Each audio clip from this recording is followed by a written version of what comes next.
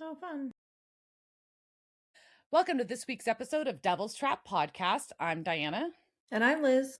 and we're going to talk about season 12, episode 13, Family Feud. The family is a feuding. Not They're feuding. really. I don't think the family's feuding. Does this name even make sense for this episode? I don't know. According to the wiki, it's just like the same name as the game show, which what? Huh. They don't play the game show. I don't know. I mean, I guess because there's a family. I mean, There's the two families having drama? McLeods are kind of. I don't know. Yeah. Yeah, that's the Anyways, closest thing to it. yeah. What have you been up to? I feel like I've been really busy, but I'm like, what have I done? Oh, we went shopping for a mirror and paint and came home with a headboard and a mattress because then I did not get a mirror or paint. That was my super exciting time.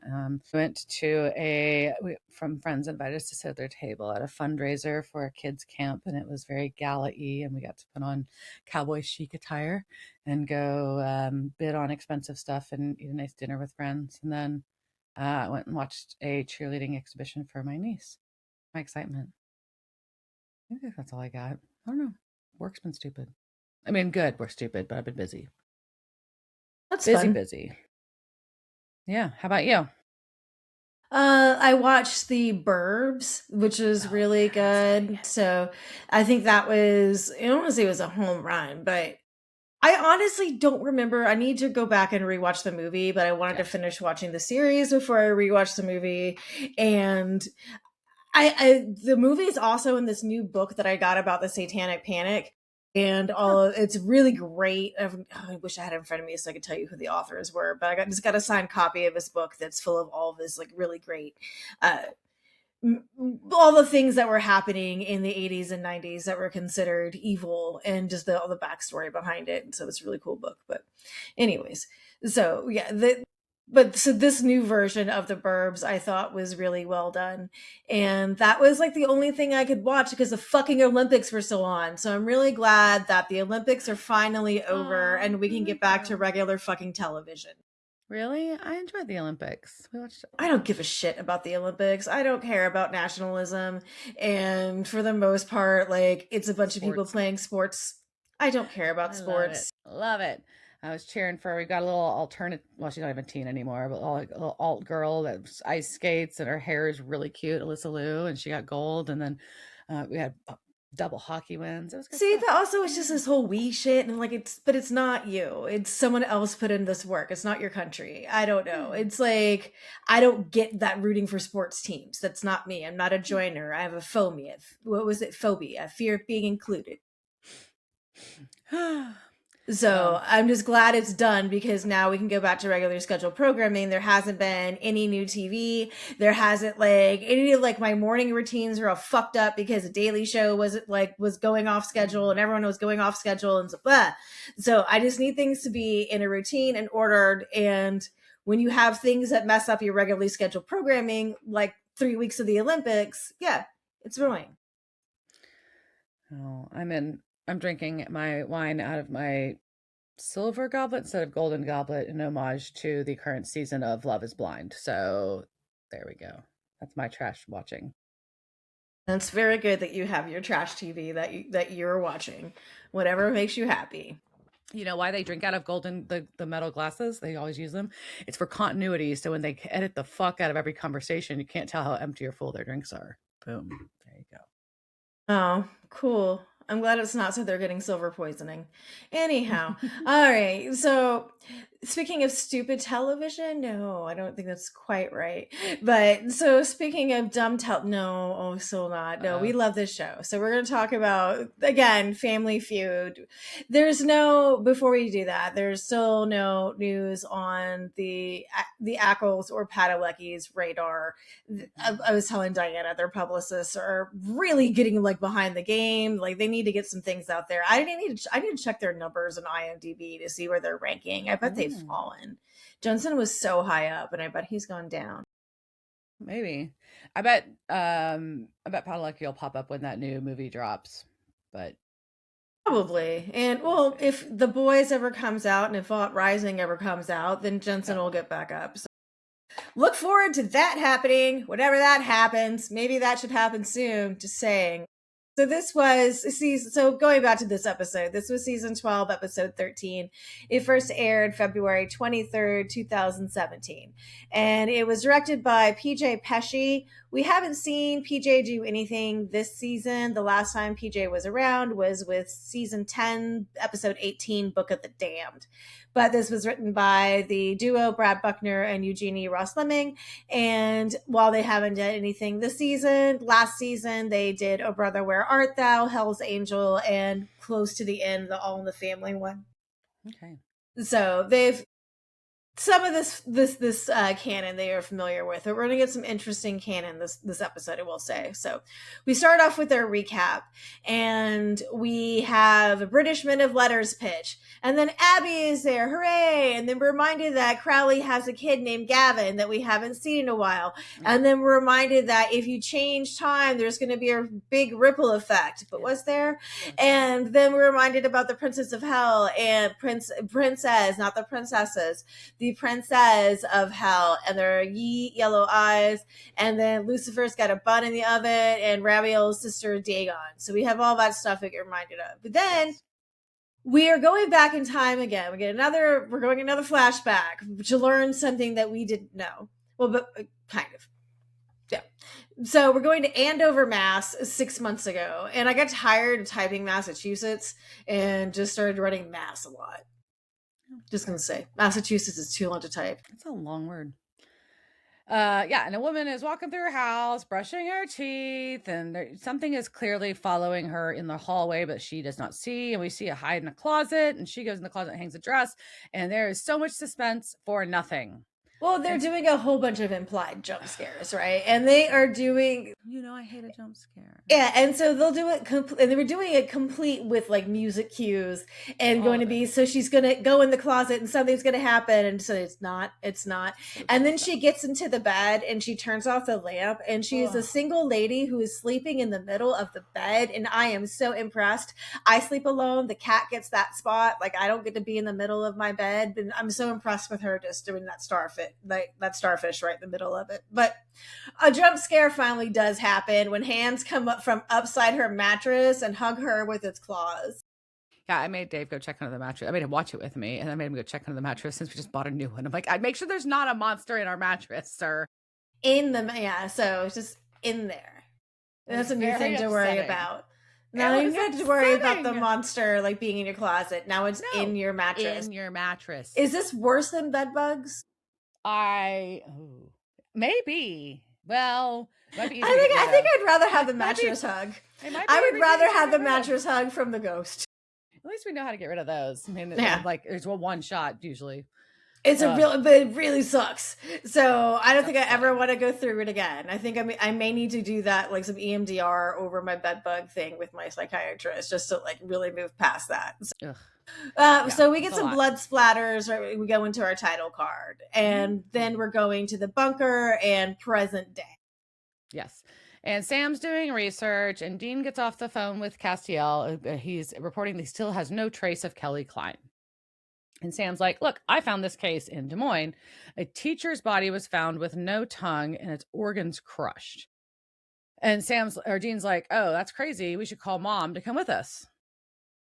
And so we see Mary killing a monster, a Rougarou, we find, with a really crazy weapon that, like, I don't know, shoots some, like, sound waves at it or something. And Mr. Ketch is there timing her. And so she kills this monster. She answers Dean's call, and she's like, oh, yeah, I'm at a motel outside Newark. I've just been resting up after the Ramiel thing.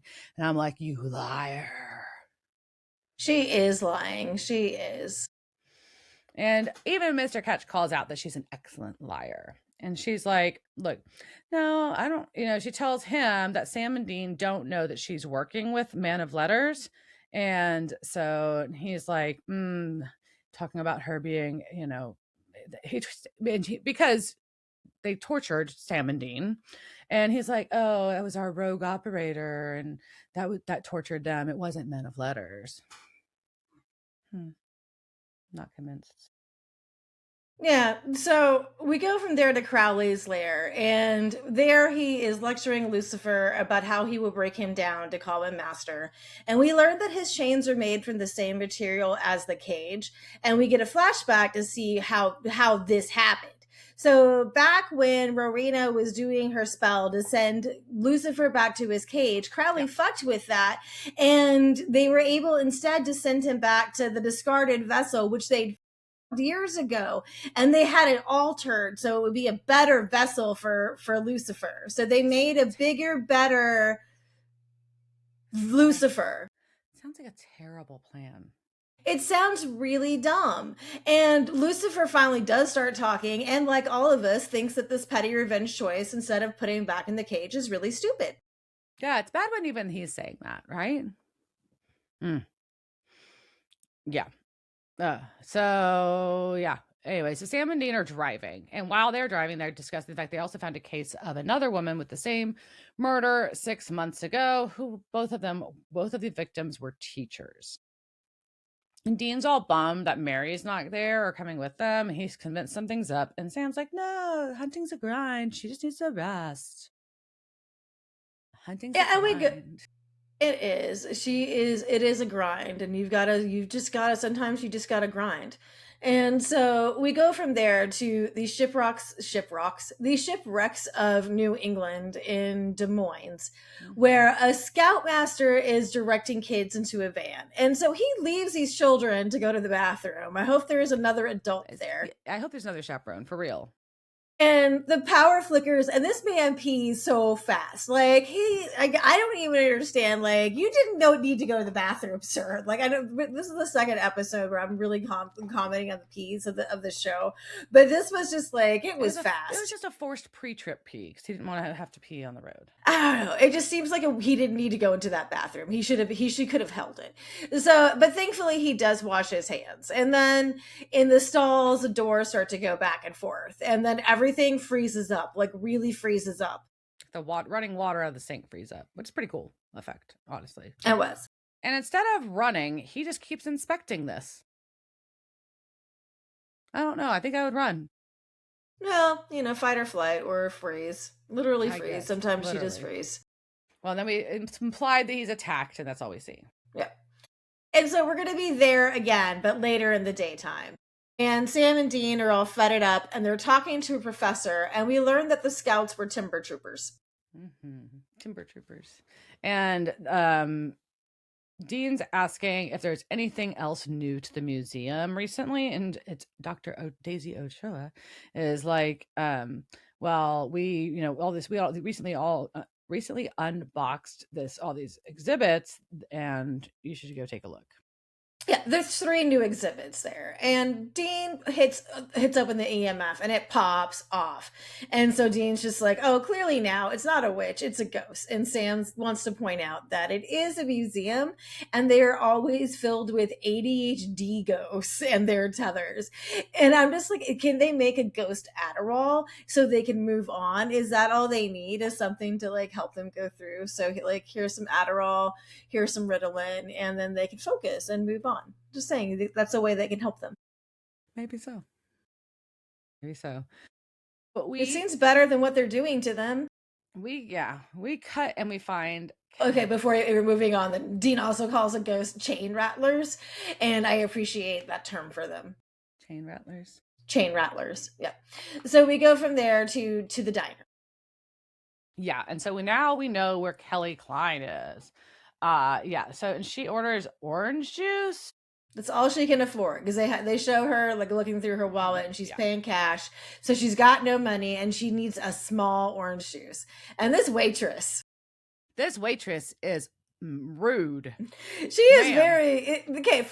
She asks when she's due, and I feel like that's still a little intrusive. Like, I know people ask that all the time, but it feels a little too personal. But I would give it a pass, right? Yeah, because Kelly's like, I don't know. Yeah. So then the waitress has a commentary on life before and after kids. And when she's like, when she has a kid, her life is over, but she'll love the little devil. And then she walks away and her eyes flash blue. And we realize that this was an angel the whole time. Oh. Yeah. Woof. All right. So we've got Dean wandering around the museum playing with an Aztec killing knife, and he gets He, really excited about an Aztec ghost idea. yeah, I also enjoy the idea of Aztec ghosts. That would have been fun, but no, that's not what we're doing. It's not. Sam has found something from a brigantine called the Star that sunk in a storm and is currently on loan from the Maritime Museum in Andover, Mass. See, that's where it says Mass. I'm not writing Massachusetts anymore. Mm-hmm. It's too long. Yeah. And Sam continues and says it was sunk in a storm in 1723, which triggers Dean to know something about something. He does know something about this ship specifically. And he and Sam's given him the rundown of where this ship was from to kind of help jog his memory. And Dean remembers that this is the ship that Gavin McLeod, Crowley's kid, was supposed to be on this ship and supposed to die on this ship. And that's what he knows, Gavin McLeod. So that's a good time for us to cut from there back to Crowley's, where Lucifer is just cracking himself up over how sad Crowley is. Mm-hmm.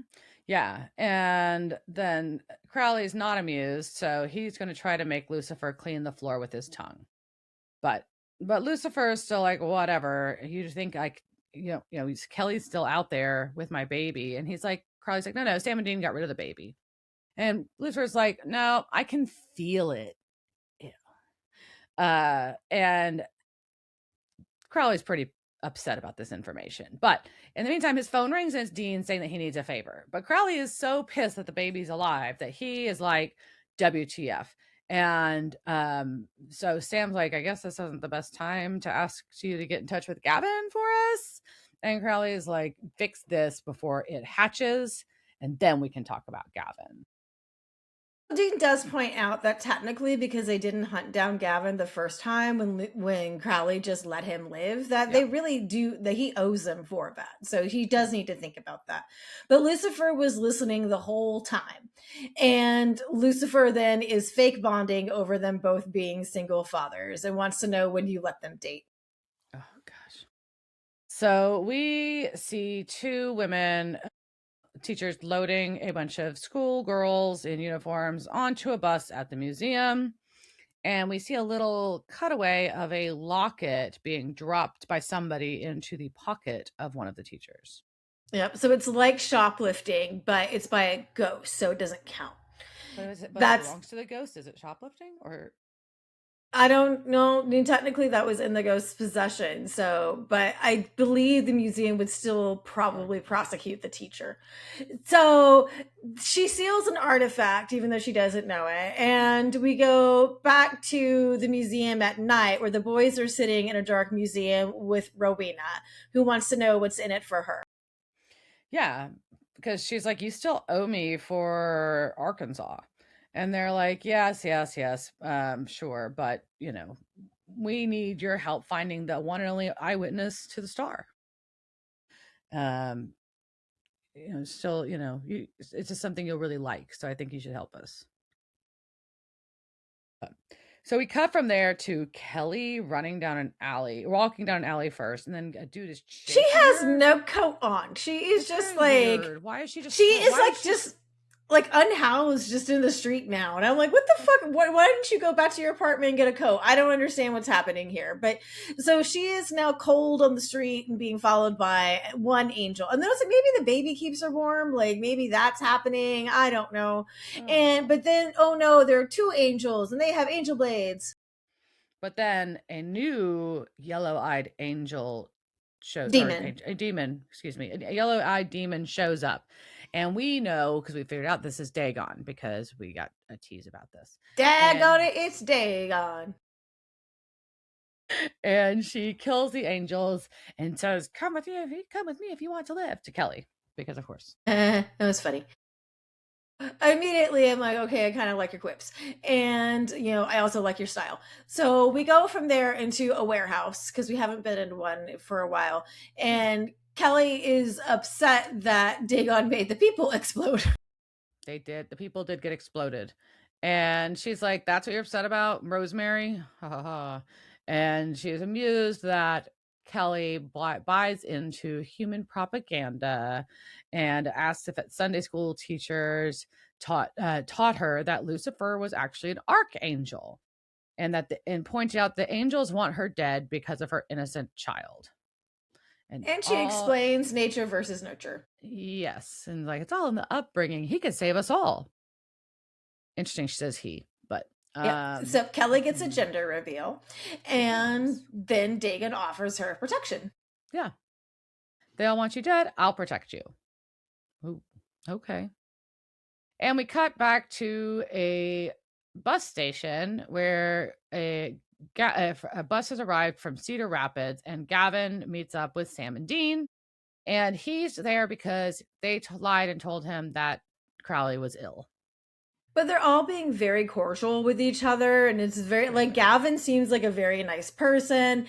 And so they show Gavin a picture of the star, which he recognizes and kind of gets excited about. And then they're like, "Hey, by the way, here's your grandmother. Ta-da!" Yeah, your dad's not dying. Here's the ship you were supposed to die on. Would you like to meet your grandmother? It's a lot. And Robina's very excited because she says that Gavin looks just like her father when he was young. So some familiar resemblances. So at the Gavin goes to the museum with them, and he's talking about remembering the ship and that most of the people on it were pretty ordinary representation of the community. Including and then one of their, but specifically notes one of their teachers was on the ship, Mistress Alloway. And he's looking at all this other info, and he finds a picture in a book of the inventory of a locket that he bought for Fiona Duncan. That was his love, and he had to, she just really wanted to go to America with him. And but he's confused why the locket's there if he didn't go to America. So apparently she was going to beg to come along. And when she was going to come meet him at his place, that's when Abaddon showed up at his place and fucked up the timeline. So Fiona mistakenly thought that he was already gone. And so then she probably died with unfinished business and became a ghost. And Gavin, broken heart. Yeah, and Gavin doesn't like this. And they look for the locket and discover it's gone. And in the finding aid that Gavin was looking at, there is something that you have to realize that her locket was placed into storage and added only to the exhibit 6 months prior to this episode, which explains why only recently, this is on the wiki, that she only recently started attacking teachers. So that's why that explains that. And the star was built in Glasgow, Scotland, and to remind everyone that it was laid anchor in Leith, Scotland, sank off the coast of New England, USA, during a storm in 1723, where it lay at the bottom of the ocean until 1981, where it was excavated and its pieces were put on display as part of the Treasures from the Deep exhibit at the Maritime Museum at Andover, where Rufus was able to steal Gavin's signet ring in Weekend at Bobby's. And the ship was big. It was 91 feet with its beam at 24 feet. It weighed 215 tons. But we're going to talk about another ship that's from Scotland that also weighed a lot and probably weighed more than that. So it's time for some lore. And for this week, we're going to talk about the Queen Mary. Oh. Now, in everything I've read, it seems like you're not supposed to put the in front of it, and you're just supposed to say Queen Mary. And I'm not going to do that because that makes my head hurt. So I'm going to use the word the, and I'm sorry if that offends anybody. I'm not really sorry because it sounds weird. It just sounds weird. Because I'm not talking about the queen. I'm talking about the ship. Yeah. So we're talking about a ship, if you did not know. And the Queen Mary's story begins in 1930 with her construction in Clydebank, Scotland. And it took 4 years to build her, and they had to widen a river for her launch. The legend attached to her naming is that it was an accident. The Cunard directors had planned to name her Victoria in their tradition of naming their ships in an IA. So Victoria would have fit that. So when they asked King George for his blessing of the ship with "We have decided to name our new ship after England's greatest queen," the king responded, "My wife, Queen Mary, will be delighted that you are naming the ship after her." And that is how, instead of naming her Victoria, she became known as the Queen Mary. I don't know if that's true, but I think that's cute. So her maiden voyage was on May 27th, 1936, and it was super luxurious with 2 indoor swimming pools, 2 cocktail bars, beauty salons, children's nurseries for all 3 classes. Classes being of the ship, there's middle, general, and steerage, probably. I don't know. I should know that, but let's go. I know there's a first, and then there's 2 other ones. There you go. Yeah. And so there's 2 cocktail bars. There was a music studio, a lecture hall, telephone connectivity to anywhere in the world, which is crazy on a boat during that time. That makes my head hurt a little bit. Outdoor paddle tennis courts, which I'm just wondering, is that ping pong? It's probably closer to pickleball. Yeah. And early pickleball. And early pickleball. Fucking pickleball. And there was fancy air conditioning in a lot of places. The ship also had a Jewish prayer room, mainly as a fuck you to the anti-Semitism growing in Nazi Germany, which is kind of like in the main cabin class dining room. There was a map of the transatlantic crossing with 2 tracks with the winter spring routes, which were further south because of icebergs, and the summer autumn route. And during the crossing, a small motorized model of the Queen Mary would travel along the mural to show the ship's progress. I would just be in front of that thing all day. That's funny. I like that. Yeah. But the fanciness of the Queen Mary is not why we are talking about her, or frankly, why you have ever heard of her in the first place. We know the Queen Mary because it is haunted as fuck. And on the day the RMS Queen Mary launched, Lady Mabel Fortescue Harrison, a well-known British psychic, is quoted as predicting, "The Queen Mary will know her greatest fame and popularity when she never sails another mile or carries another fare-paying passenger." Oh. So is the Queen Mary haunted? Or is it all just one big corporate scam and I'm about to ruin something else fun for you? Okay, so first let me say I have stayed on the Queen Mary. I have done their haunted tour. The scariest thing I saw were the blisters on my feet after walking up and down all the stairs. That ship is massive. But I saw nothing of the paranormal sort during my visit. No ghosties. Sad. Very sad. I wanted them to come out and they said no. So, no, and let's talk about death, right? So if there's ghosts, there's generally going to be death. To make the ghost. And there have been numerous deaths on the ship, as to be expected for something that was in service for as long as this was. It operated as a liner from 1936 through 1967. According to Bill Winberg, an archivist for the Queen Mary, the death count since she launched in 1936 was 47. However, that doesn't include the first recorded death, which happened before the launch even happened, when during construction, a worker named John Brown fell to his death from a scaffold. The first death at sea occurred on its maiden voyage on the return trip when Arthur John Francis Goldberg fractured his skull while scrubbing the decks on June 8th, 1836, and he was buried at sea. Yikes. Yeah, and that number also does not include the number of those who died during the Queen Mary's service during World War II, when soldiers were literally just dying from heat. We know that during this period, there is a burial at sea every 4 hours, said Winberg. Apparently, soldiers would also just jump off the ship when it left the dock, and those men may have died too or made it back to shore. Basically, conscripted people were like, I don't want to do this, bye, and jumped off. During the war, the ship was painted gray and became known as the Gray Ghost. They took out everything that was unnecessary. So it was a total of 6 miles of carpet, 220 cases of china, crystal, and silver services, tapestries, and paintings were all removed. So it's amazing. If you see the size of the ship, just imagine how much stuff they took out in order to convert this. And she became one of the fastest troop ships in the war, and the U-boats could not catch her. The Grey Ghost made the record for the most passengers ever transported on one vessel when they carried 15,740 soldiers and 943 crew. So for a total of 16,683 people on one fucking boat at one time. And that was in July of 1943. Churchill would hitch rides on her and listed on the passengers as Colonel Warden. He even signed the D-Day Declaration on board, so he was on there quite a bit. The Queen Mary covered over 600,000 miles across the world's oceans by the end of the war, carrying more than 800,000 troops. The one story about her wartime life that would definitely influence the haunting legends happened when Queen Mary sank one of her escort ships, the HMS Curacao. It's Curacoa. And I'm just saying, like, that's how I pronounce the drink. Yeah, curacao, but with a Curacao, yeah. So 338 lives were lost.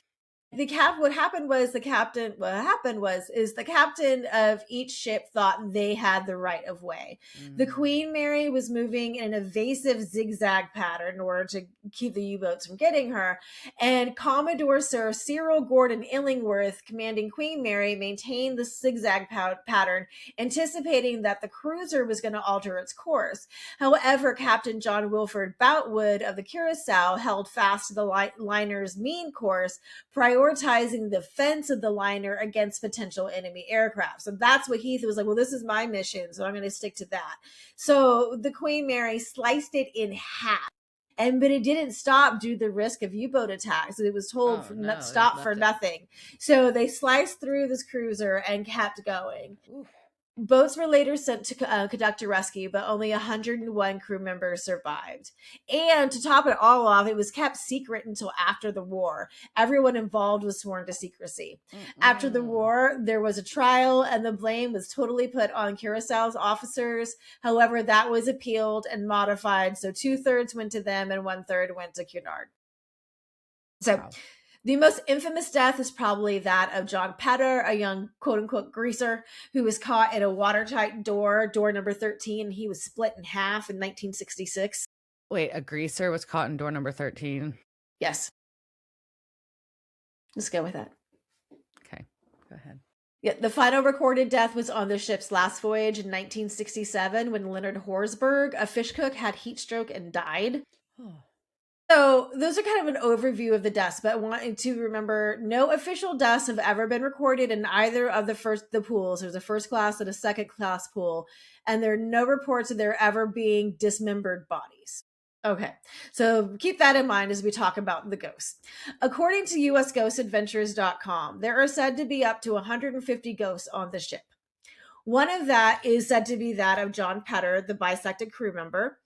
After his death, there have been reports of frightened guard dogs, shadow figures, metallic sounds like a door slamming shut, and apparitions which are said to match old photographs of John Petter. Okay.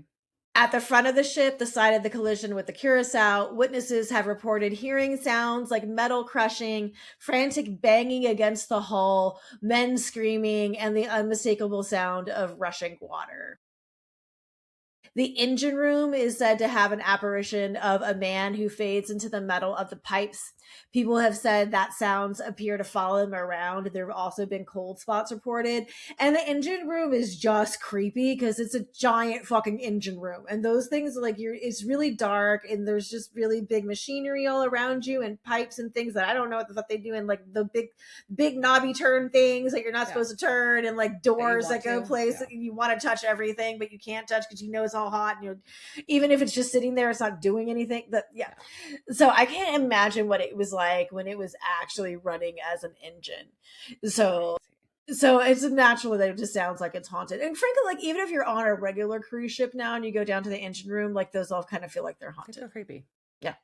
So up at the bridge, people have seen... It's dark and industrial and damp and hot and just noises you don't know, right? Yeah. Lots of ding, ding, ding, dings. So up at the bridge, people have seen apparitions of ship officers, which appear briefly, then they dissolve into the mist. So the pools have had a ton of reported activity, although, as I said earlier, nobody was reported to ever having died in either. One of the most famous ghosts is a little girl who haunts the pool area. She is known as Jackie. We came into the pool area and I heard giggling, the sound of a little girl playing in the area. And at that point, I noticed there was splashing, said Kathy Love, a maintenance supervisor on the ship. The splashing stopped, the giggling continued, and we observed the wet footprints of a small child walking across the locker room. I know that I saw what I saw. I saw what I saw.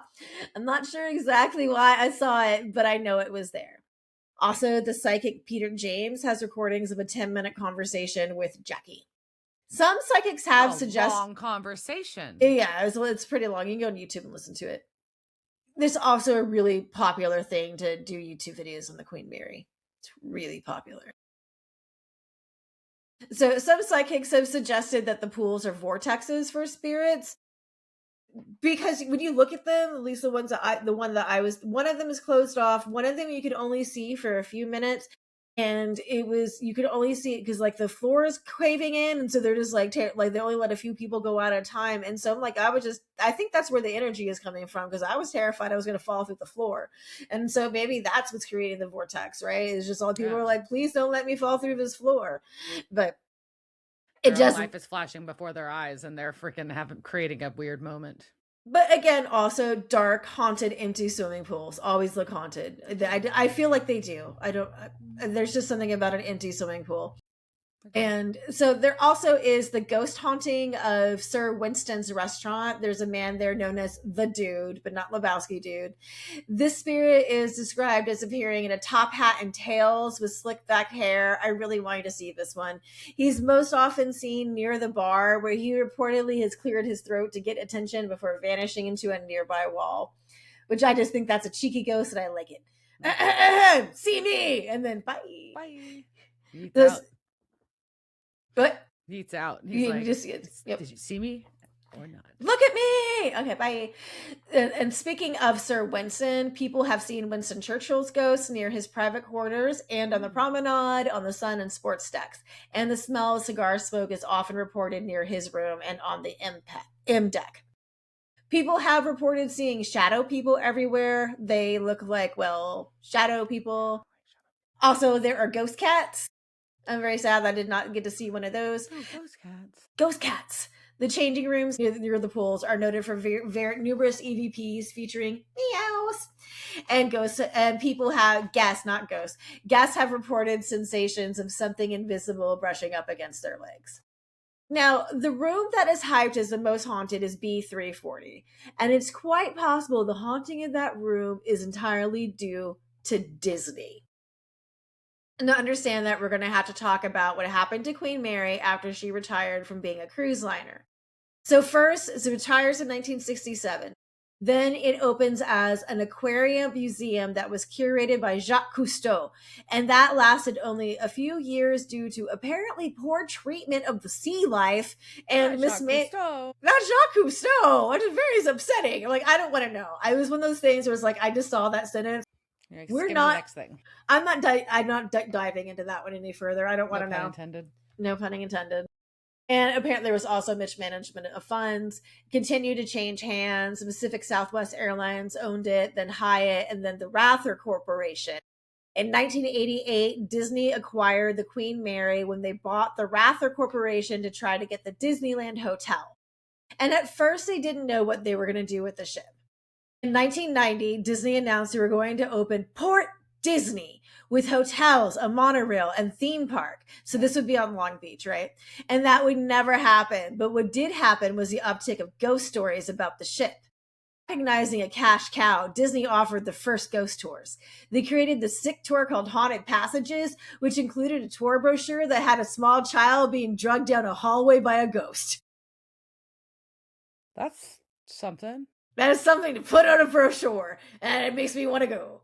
So, from a San Francisco Gate article, the tour took you to areas where people were murdered, crushed, drowned, or otherwise died during passage, said Todd James Pierce, host of the DHI podcast and author of several books on Disney. That's so crazy. Yeah, and I remember I swear I saw it as a kid. It would have been late 80s, early 90s, so I'm trying to piece the timeline together. Yeah, so stop on that tour was B340, a then unused room where Disney installed Haunted Mansion style effects. And when you were in the room, floorboards would creak, faucets would turn on, disembodied voices would sound, and spooky things would appear in mirrors. The Haunted Passages tour was an attempt to more formally and theatrically build on some of the ghost legends related to the ship, Pierce explained. The tour was promoted with the ghostly image of John Patter's translucent body, a young engineer crushed on the ship, still standing in the boiler room, much in the way that ghosts in the Haunted Mansion appear as effective lighting and well-placed. Disney ditched the... Y'all can't see me if you're just listening to this. My jaw is like on the floor. Yeah, I had no idea about any of this. If I did know this, I forgot it, and I don't think I knew this. I forgot that. Yeah. Disney ditched. You just went there a couple years ago. I went there in 2024. Yeah, So I say it was recent. But my books that I bought there during this are in boxes. So, anyways, so Disney ditched the Port Disney idea in 1992, and the room B340 was sealed up, only to have its legend grow. And maybe if people think something is haunted enough, then it becomes haunted. The paranormal researcher Greg Newkirk said, even though the haunted attraction at the Queen Mary is long gone, the memories remain. Over time, these memories can turn into legends, stripping away the fictional origins one retelling at a time, and eventually legends can turn into actual hauntings. Because there are very specific stories that are being repeated over and over again, and people are concentrating on these stories. And maybe that's enough to create these entities or hauntings, right? That's what's drawing up all these people almost. Yeah. So that's one possibility. The current B340 is decorated with scary pics and a Ouija board to hype it up even more. Of course it is. And so the ship is now owned by the city of Long Beach. And it was a long city of Long Beach. Yeah. And it offers numerous paranormal tours and now even has Jackie's Spirit Shop in the third class dining lounge where you can buy spooky items like Mad Libs and hand soap, and those products are available online. I would like to say the idea for Port Disney was not entirely abandoned. They were later incorporated into Tokyo Disney Sea, which was completed in 2001. And that park notably features a model of the Queen Mary. There is a replica of the Queen Mary in Tokyo. That's so wild. The whole Tokyo Disney Sea itself is a mind fuck. It is a whole bunch of different islands and it's all at sea. And now I just want to go to Tokyo Disney Sea and go to the Queen Mary on. And there's a Tower of Terror on that island, on the Queen Mary. Yeah. Okay. So that's the story of the Queen Mary, the other haunted Scottish ship. And like I said, too, in Rockabilly Festival there too. Yes, they've done a lot of things like that there. It needs a lot of work. They need to put it's not going to be safe for long. They really need to throw some money into it. And that's not just, that's what I read. So, but it's still amazing. If you haven't been there, I would it's really to see anything that man-made that was that huge and something that there's a lot of history attached to it. Yeah. And that had anything like that had that many people on it, if you believe, think about energy at all, if you think that has anything to do with hauntings, and that seems like a pretty all that in leftover shit, right? I don't know. So it carries. There is definitely a feeling on the ship, whether or not I didn't feel any ghost feelings, but there's definitely that weight of history and the weight of somewhat of the tragedy, but also just kind of how impressive it is. Yeah. So, recommend going, because who knows how long is going to be allowed to be on float, and you're going to be allowed to be on board it. Just saying. So, yeah. All right. So we're going to go to a motel with Mr. Ketch and Mary. And he's like, oh, we should totally go have a drink. And he's like, she shoots him down. And then he's like, you just need to disengage from your children. And she's like, he's like, yeah, work needs to come first. And she's like, nothing comes before family. Mr. Ketch might have just said the wrong thing. Yeah, I mean, he tells her that family makes her softer and weaker, and just punch him in the nuts, Mary. And then he starts in on that hunting Mary is the best Mary, and it scares her. And once again, I just say, punch him in the nuts, Mary. Mm-hmm. Yes. And so she walks off. But back at the museum, Sam and Dean are asking Dr. Ochoa what happened to the missing locket. And also, BT Dub, was there a school tour recently? She's like, yeah, I don't know. And they're like, God damn it. So they go to, we cut to two teachers living. We cut to the most awesome Vampire Academy ever. I don't know what what children go to the school, but clearly only vampires go here. So these two teachers that we met earlier from the bus are sitting in front of this fireplace in like two leather It's like wingback Gryffindor. chairs. Gryffindor common room. They have no desk. They're just like grading papers in their laps. They don't even have books to like balance these papers on. In like leather armchairs, sipping discussing having a glass of wine. Well, yeah, they want to get drunk. First, they were drinking tea. They were not. To be clear, they weren't grading while drunk. They were discussing. But they're about to get hammered, and they grade while drunk all the time. What all teachers do. So the lights start flickering, and that apparently happens there all the time. So one of them goes to check the breaker, where we see another fireplace that's lit. What the fuck is this place? I don't know.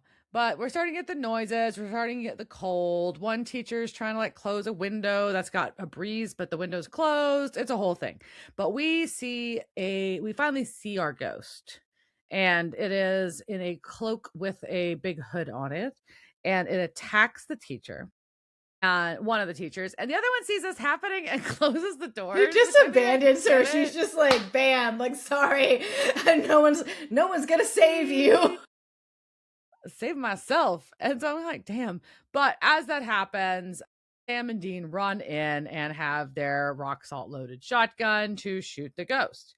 And Gavin and Rowena are there with them to help determine if this actually is Fiona. Oh. All right. So Gavin's not like super stoked on this, but he sits down and he is going to get ready. And he starts reading this spell. And there's like candles and stuff. And he calls out. He does the spell, but then he just calls out to her. And we get a breeze and the ghost appears. Hi, Gavin. Yeah. And then there's a waterlogged ghost who transforms herself into Fiona. And this also, like, did you think of Shrek this whole time? It's like a Shrek backwards. Yeah. It's a little Shreky. And she's upset though. And she's like, you abandoned me. I came to you. You weren't there. And he's trying to explain, but she's like, then I got on the ship. And you don't want to know what happened. The ship, that crew fucked me up on that ship. You left me on, and none of the passengers helped her. And her teacher said she deserved it for being a hussy. And so fuck Mrs. Alloway. But apparently that is also what Fiona has decided to do. And she has said, fuck all you teachers.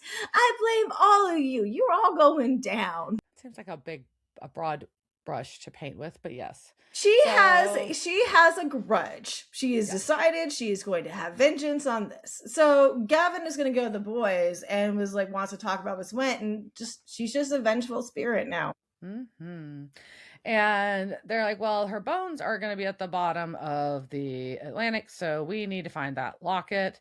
And Gavin's just super upset. He's like, but we can't bring back the people that she killed, and this just sucks. But Sam and Dean are like, actually, about that, if she never died a horrible death, then none of this would have happened.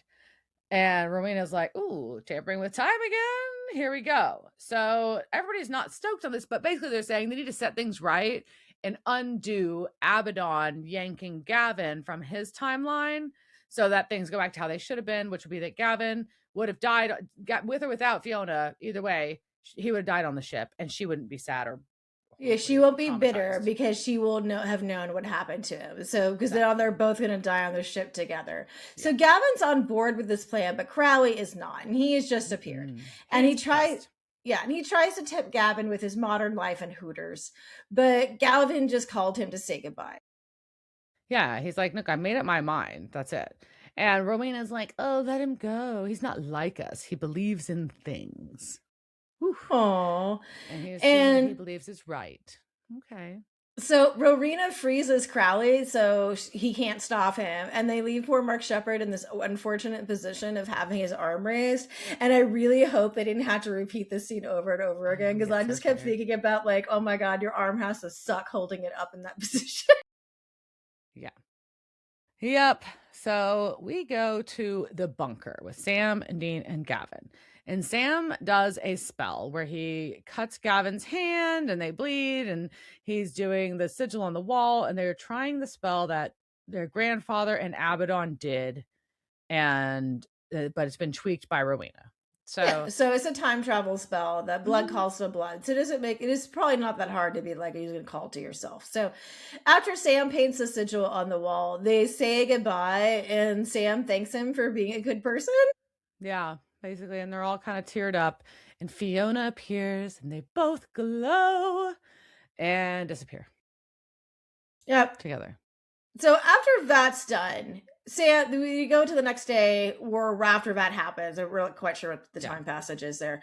But Sam is searching for the murders and they didn't happen and the teachers are alive. But Sam and Dean remember everything that happened.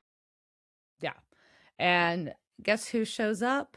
But Mary. And she's got bags of burgers and beer.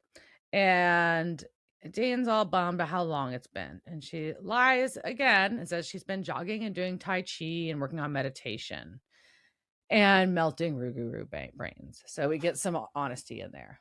And Yeah, she and she admits, confesses. yeah.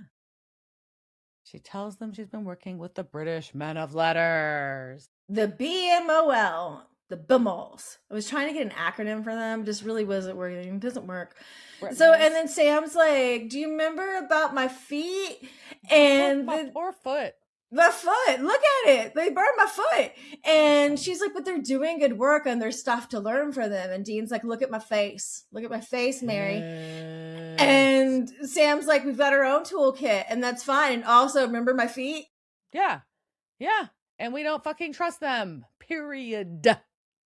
Period.